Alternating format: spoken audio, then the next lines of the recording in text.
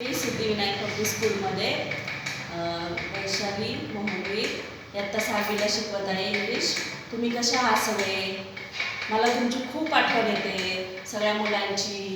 आणखी तुम्हाला आठवण येते की नाही आपल्या शाळेची? शाळेत कधी यायचं, उड्या मारायच्या, मित्र मैत्रिणींबरोबर गप्पा मारायच्या, टिफिन खायचे, मस्ती करायची, सगळं तुम्ही मिस करत असाल. आम्ही पण सगळं खूप मिस करत आहे.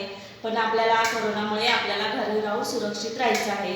त्यासाठी तुम्ही घरी राहून आपला अभ्यासही पूर्ण करायचा आहे.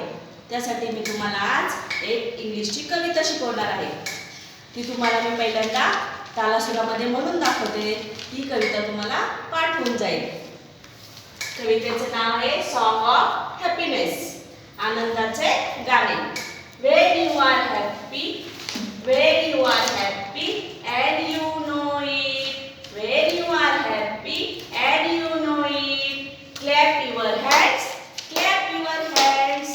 When you are happy and you know it and you really want to show it, when you are happy and you know it, clap your hands, clap your hands. पुन्हा एकदा मी तुम्हाला कविता बोलून दाखवते, तुम्ही ती पाठ करायची. When you are happy and you know it, clap your hands, clap your hands. When you are happy and you know it and you really want to show it, when you are happy and you know it, clap your hands, clap your hands. ही आपली कविता झाली. ती तुम्ही घरी पाठ करायची. या कवितेचे words SONGS, song. Song म्हणजे गाणी. क्लॅप, CLAP, क्लॅप म्हणजे टाळी. KNOW, जाणतो. HAPPY, happy. हॅपी म्हणजे आनंदी.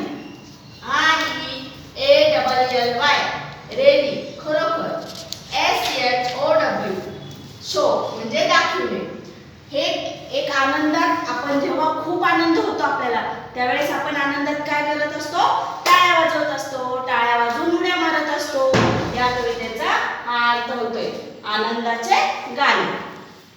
थँक्यू.